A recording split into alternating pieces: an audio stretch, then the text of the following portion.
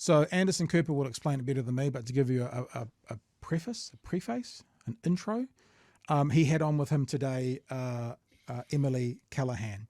Emily Callahan is an American nurse who works with Doctors Without Borders. Now, today I contacted and spoke to Doctors Without Borders. There is a New Zealand group, part of them, New Zealand Outpost, whatever the correct word is.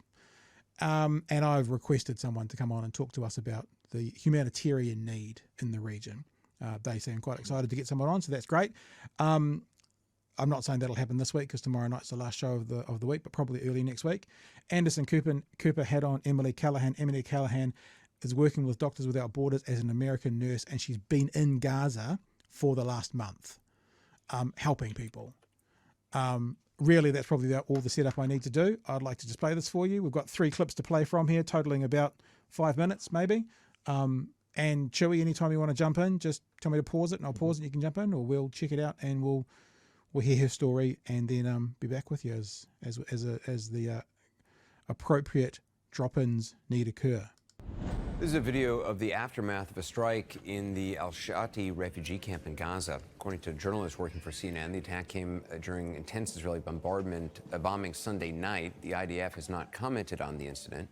United Nations officials today said 70% of people in the Gaza Strip are displaced, many living in conditions a statement called, quote, inhumane.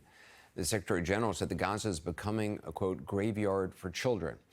Israel's ambassador to the UN last... Can I just point this out as well, because we're going to hear from Damien Grant a bit later on, and he talks about the number of deaths being propaganda of Hamas, the number of dead people. This is the UN reporting, right? This is UN reporting. This is as independent as you can get in the region. This is not from Hamas. This is not from the IDF. This is from the UN. Gaza is becoming a graveyard for children. It's important that I was saying to someone today who wanted to talk about the ambulances and, the Hamas using ambulances. I just said, can you send me some information that's not either Hamas or Israel, IDF, to confirm what you're saying? I am yet to get anything back from them. So I take the information coming out from Hamas very similarly to the information coming out from IDF as propaganda, but stuff from, the UN, BBC, other independent sources, I take it as more worthwhile. Not always perfect, but more worthwhile. Do you kind of do the same, Chewy? Yeah, pretty much. As far as the ambulance thing, the actual war crimes part is pretty clear. You cannot hit marked ambulances. Yeah. It doesn't matter if they're literally stacked with Hamas fighters and guns. You don't hit ambulances, for the reason is you get it wrong. It's badly wrong. You think back to World War II and stuff like that. Both sides had clearly marked ambulances, and they were generally left alone. Same with hospital ships. Yeah, and that's what I said earlier. There's no caveat that comes with that in the Geneva Convention that says you can't hit marked medical trucks unless they're carrying the enemy. It's just you can't. So it doesn't matter because they've even said even if they are ferrying Hamas around, even if they are, it's still a war crime. This is the point. Yeah. You don't have it's not like Monopoly when you get a get out of jail free. Here's your get out of war crimes card free. That doesn't exist.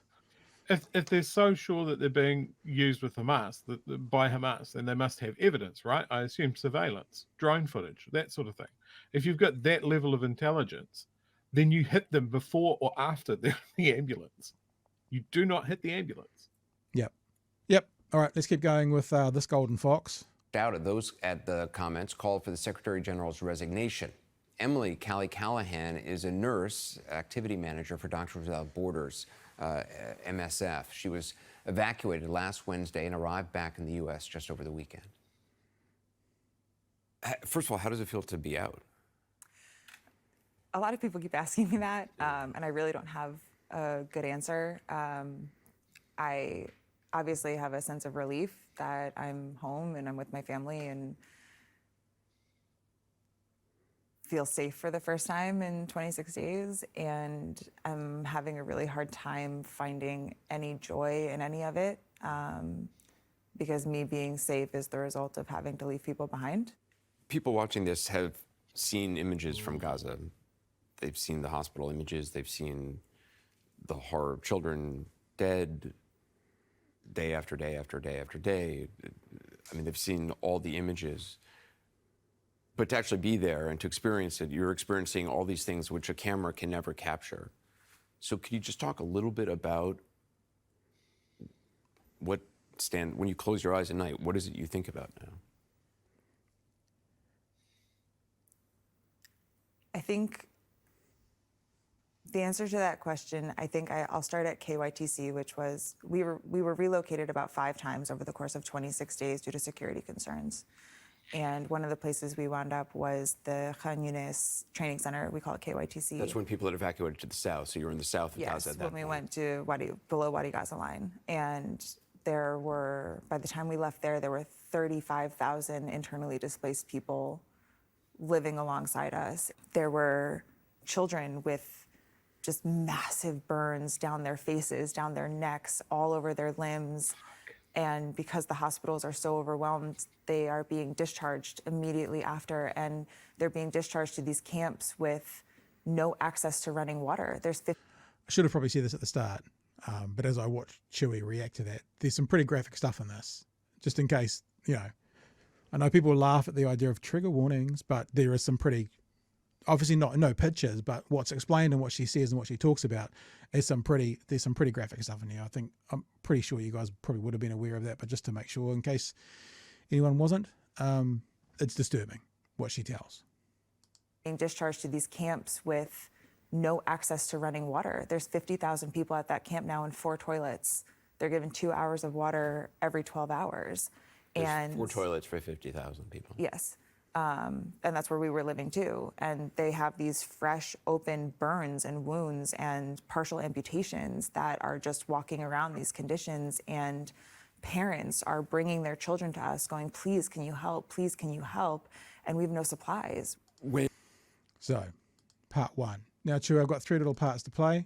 Do you want to jump in and say anything on the first part? The second part we're going to show is more about the Palestinian staff that was working with them, and also how she got out over the border. But there's sort of part 1. Thoughts? I can't say this is. You can see with the pauses that she's taking. Yeah. To try and form her thoughts on the like. I think this woman is maybe days away from a breakdown. I think her head's still spinning from where she was compared to where she is now. Yeah. Like just far out. Yeah. Well, you can gather your thoughts. We'll keep going and hear her talking about the Palestinian staff that were there and also how they got out and got over the border. Your staff, the Palestinians who worked for MSF or Doctors Without Borders, were concerned about your safety. We would have died within a week without them. They are the only reason we are alive. It's incredible that this took so long to get Americans, sick people, start to move through that Rafah border crossing. It's inexplicable. And we were desperate. We did a calorie count at one point based on our supplies and figured out that if all of us, there's 50 people with us living in a parking lot now, only ate 700 calories a day. If that's all we had 2 days of food left, and that's it. And our national staff took off. We had no cell service at that point, so we had no idea what had happened to them. There's bombs going off all around us because there's no safe place in Gaza. Even getting through that Rafah border crossing, what was that like? They didn't leave our side for a second. The national staff? The national because staff. Because they feared for your safety, even at the border crossing. They made sure they were standing between us and desperate people. They made sure that they were talking to every official that they could find, trying to push us through, trying to get us on the bus, trying to get us out. And we're standing there and we're watching these incredible men who have sacrificed everything for us, who have sacrificed time with their families, their own physical safety, their own water supply they were giving to us. And we're watching them fight to get us across the border, knowing that we were not bringing them with us. And they didn't waver. Ibrahim was right in the front with our passports, fighting so hard to get us on. And we get to Arish that night and find out his parents are dead. They were losing family members and friends. You said if... So, yeah, I mean... People in the chat are saying how emotional this is for them, and I guess you can see it. It's yeah. What can you say?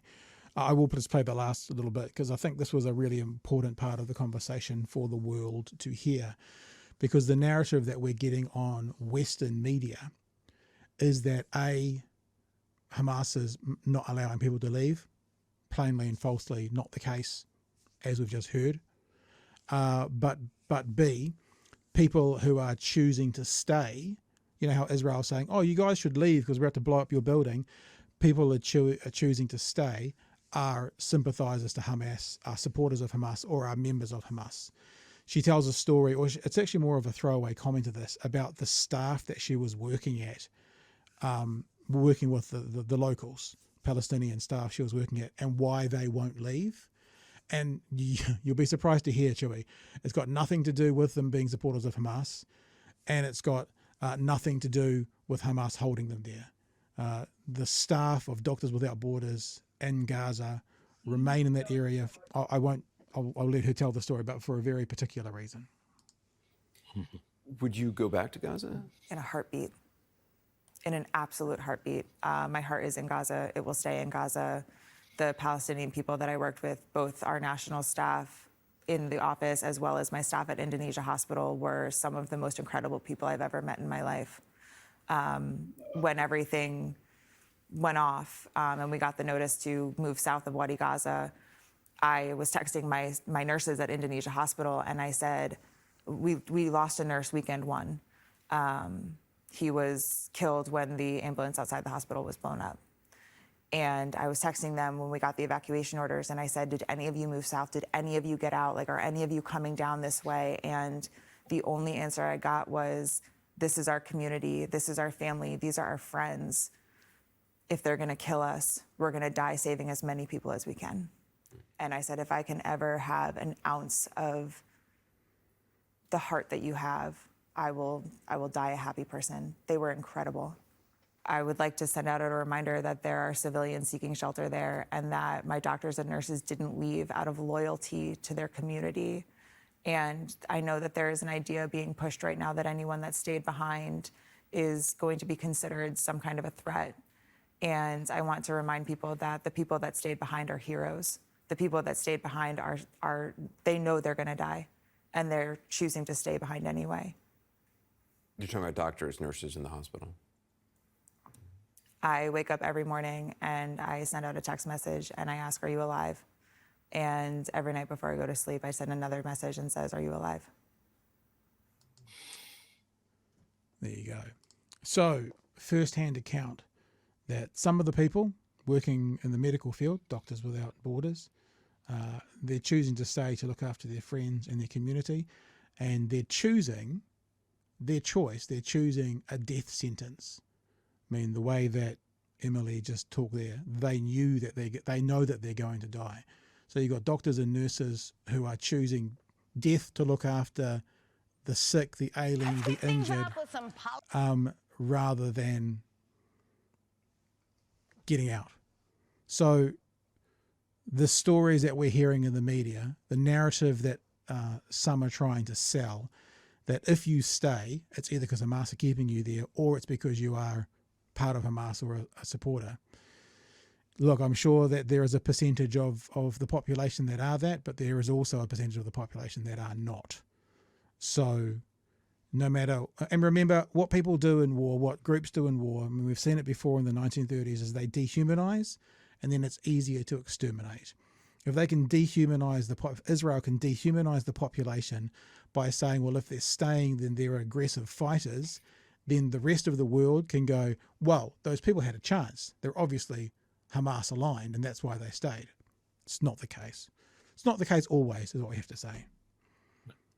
Any words, Chewy, or are you done? Look, we can be real down on large media entities, and CNN is often a target of that. But that interview was something else. Yep. Yeah. I don't know what to say. I really don't. Doctors Without Borders have a long history of going to some of the worst places. in the world and getting stuck between fighting sides, revolutions, natural disasters. These people go out of their way to put themselves in those positions to save as many lives as they can. And I have no doubt that they stayed as long as they possibly could. And I can't Well, imagine what it would be like to look at the people that you've worked with and then go, well, I have to go and leave those people behind.